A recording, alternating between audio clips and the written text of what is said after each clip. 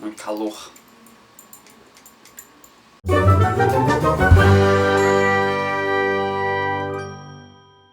Nos últimos tempos a gente tem tido assim alguns problemas para levantar certos debates dentro de alguns espaços LGBT. A gente tem muita dificuldade de falar sobre os problemas que a gente reproduz entre nós mesmos, porque as pessoas acham que elas estão sendo pessoalmente atacadas, porque elas acham que nós estamos reproduzindo preconceito uns com os outros, que nós estamos rachando o movimento e querendo excluir as pessoas. Agora por aí tem até página no Facebook reivindicando o direito de ser GGGG, ou seja, jogar as questões de lésbicas e de bissexuais e de pessoas trans no balde do lixo. E a justificativa dessa galera é que nós estamos nos preocupando demais com essas outras pessoas e estamos sendo gayfóbicos. O que quer que isso signifique. Mas para além dessas questões mais específicas de militância, esse debate tem aparecido em vários espaços LGBT de maneira geral. Por exemplo, nos grupos aí no Facebook, volta e meia aparece gente postando foto daqueles homens brancos, bombados, sarados, bonitões no padrão. E aí, obviamente, sempre vem alguém que vai discutir que a gente precisa parar com esse negócio de ficar idolatrando o padrão de beleza, porque isso só reforça a exclusão entre nós mesmos e aquela coisa toda que a gente tá cansado de discutir aqui. Aí o que acontece? Não demora muito, vem uma pessoa e lança aquela pergunta. Ai, mas agora a gente não pode mais gostar de um cara só porque ele é padrão? Vocês estão excluindo as pessoas com esse discurso. Nós não podemos excluir os gays normativos. Gays padrão também sofrem homofobia. Aí outro dia teve até um modelo aí, não sei da onde, que disse que agora tava na moda a gente odiar caras gays, brancos, jovens, ricos e sarados.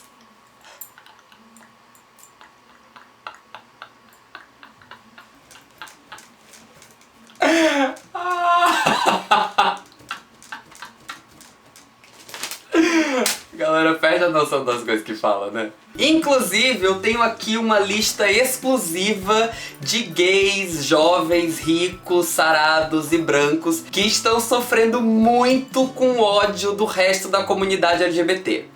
Olha aqui, que lista maravilhosa. Olha aqui que coisa mais estarrecedora essa lista. A quantidade enorme de gays normativos que estão sendo espancados na rua pelas mulheres lésbicas. Aqui a quantidade enorme de gays normativos que estão tendo seus empregos roubados pelas pessoas trans. Aqui também a quantidade assustadora de gays brancos que estão tendo a sua representatividade na mídia roubada pelas bichas pretas da favela. Olha o quanto eles sofrem com a gayfobia. Olha o quanto o movimento LGBT está destruindo as gays normativas. Mas então, gente, ironias à parte, vamos fazer um combinado importante aqui. Não vamos individualizar um problema que é social. O problema não é com os gays normativos em si mesmos. O problema é com o sistema que beneficia esses gays normativos por eles serem normativos. E aí um desdobramento desse problema é que existem gays normativos que se deixam beneficiar por esse sistema e acabam contribuindo para a reprodução desse sistema. Um sistema que gera exclusão para muitas outras pessoas LGBT que não se encaixam nessa mesma norma. Vou fazer um paralelo aqui que eu acho que pode ajudar a entender. Faz algum tempo eu gravei um vídeo falando sobre colorismo e sobre pigmentocracia. E uma das coisas importantes que eu falei nesse vídeo é que nem todas as pessoas negras sofrem com racismo da mesma maneira. Nós, pessoas negras de pele clara, não temos acesso a todos os privilégios que são concedidos às pessoas brancas numa sociedade racista. Mas se comparado à realidade das pessoas negras de pele escura, nós temos acesso bem mais facilitado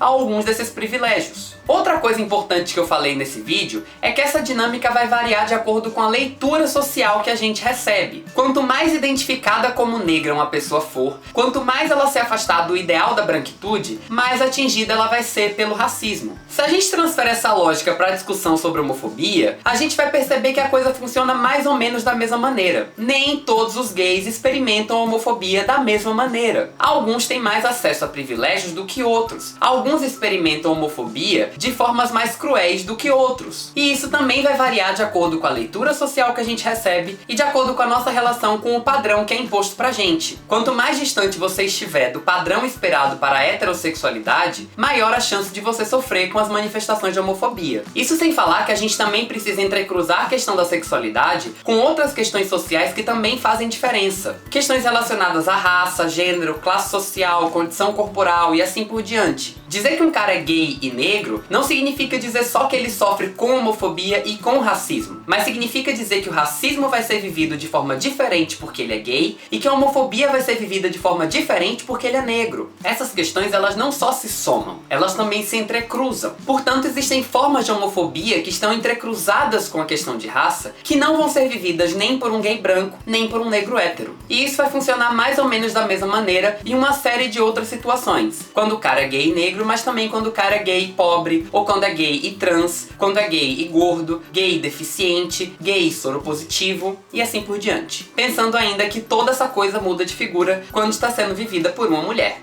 Considerando isso tudo, a gente entende que não se trata de desprezar a realidade dos gays normativos ou de achar que eles são uma espécie de novo vilão dentro do movimento LGBT. Além disso, ninguém aqui tá achando que a vida de um gay normativo é perfeita só por ele se encaixar dentro de uma determinada norma. E mais importante, ninguém está negando que os gays normativos também sofrem com a homofobia. A questão não é essa. A questão é que a gente precisa parar de entender a homofobia como um fenômeno só, simples, homogêneo, que atinge todas as pessoas da mesma maneira. A gente precisa entender que a homofobia é um fenômeno complexo que também tem muitos entrecruzamentos. Existem diversos outros problemas que também afetam a comunidade LGBT. Para começo de conversa, a própria bifobia, lesbofobia, transfobia. Mas aí nesse caminho também tem classismo, racismo, capacitismo, gordofobia, um monte de merda. E eu não tô pedindo pro movimento LGBT começar a se mobilizar para resolver todas essas questões. O que eu tô pedindo é pra gente pelo menos fazer um esforço para não reproduzir isso, ainda mais entre nós. E é daí que eu acho que vem boa parte da implicância com muitos gays normativos. Não é uma questão com eles e não é por eles serem normativos. Não é por odiar os gays normativos, os gays padrão. É por odiar o fato de que muitos deles não repensem a sua posição de privilégio e acabem contribuindo para a reprodução desses padrões e dessas normas. E aí vem uma coisa que eu digo sempre: uma pessoa privilegiada não tem culpa de ser privilegiada. Mas se ela usa do privilégio dela para reproduzir e perpetuar esse sistema de privilégio, ela passa a ter responsabilidade sobre isso. E as pessoas precisam ficar um pouco mais atentas em relação a essa questão. Não é um ódio contra o gay padrão, é um ódio contra o padrão. É uma implicância com o fato de que nós, comunidade LGBT inteira, ainda estamos demorando muito para pensar o quanto esses padrões podem ser violentos e nocivos para nós mesmos. Quando eu digo essas coisas, tem gente que me acusa de estar rachando o movimento, de estar forjando disputas internas e que eu deveria favorecer mais a nossa união porque os nossos reais inimigos são os homofóbicos. E aí tem duas coisas que eu gostaria de dizer em relação a isso. Eu realmente acredito que são os homofóbicos que a gente tem que temer mais, porque são essas pessoas que nos violentam diretamente e que nos roubam direitos. Mas tem tanta coisa bizarra que eu vejo acontecendo nas baladas, nos grupos no Facebook, tanta coisa nojenta que eu vejo nos perfis dos aplicativos de pegação, e aí nessas horas eu fico me perguntando se um gay tem que realmente esperar por um homofóbico pra começar a sofrer. Às vezes os sofrimentos começam aqui, entre nós, e se a gente não começa a dar atenção a isso, aí sim a gente vai ver o movimento rachado, separado, sem nenhuma solidariedade, sem nenhuma empatia.